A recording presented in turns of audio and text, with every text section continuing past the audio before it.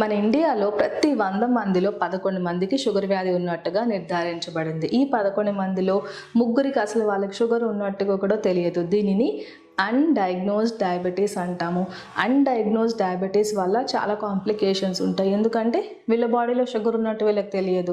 గ్రాడ్యువల్గా sugar levels పెరిగిపోయి వీళ్ళు కాంప్లికేషన్స్ అంటే కంటి సమస్యలు కానీ, కిడ్నీ ప్రాబ్లమ్స్, అరికాళ్ళ మంటలు ఇవి వచ్చాకే వాళ్ళకి షుగర్ ఉన్నట్టుగా బయటపడటం అనేది జరుగుతుంది.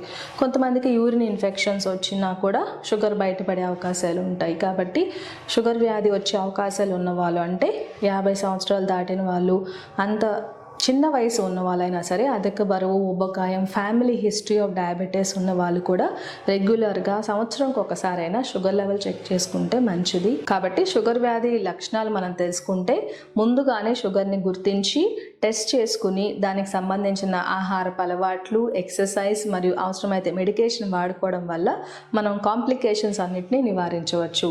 డయాబెటీస్ లక్షణాలు గమనించాల్సింది ఫ్రీక్వెంట్ యూరినేషన్ అంటే ఎక్కువసార్లు యూరిన్ రావడము, మిడ్ నైట్ అంటే రాత్రి నిద్రలేచి యూరిన్కి వెళ్తున్నారంటే ఖచ్చితంగా షుగర్ లెవెల్స్ పెరిగే అవకాశాలు ఉంటాయి. కాబట్టి అది గమనిస్తే మంచిది. ఎక్కువగా దాహం అనిపించి నీళ్ళు తాగుతూ ఉంటారు. నీళ్ళు తీసుకున్నా కూడా దాహంగా ఉండి నోరు ఎండిపోతున్న కంప్లైంట్ కూడా షుగర్ వ్యాధి లక్షణమే. కళ్ళు తిరగడము, కళ్ళు మసగ్గా అనిపించి బ్లర్డ్ విజన్ కూడా షుగర్ వ్యాధి లక్షణమే. కాళ్ళు తిమ్మిర్లు పట్టడము, ఎక్కువసార్లు అలసట, వీక్నెస్, ఆయాసం రావడం కూడా డయాబెటీస్ లక్షణమే.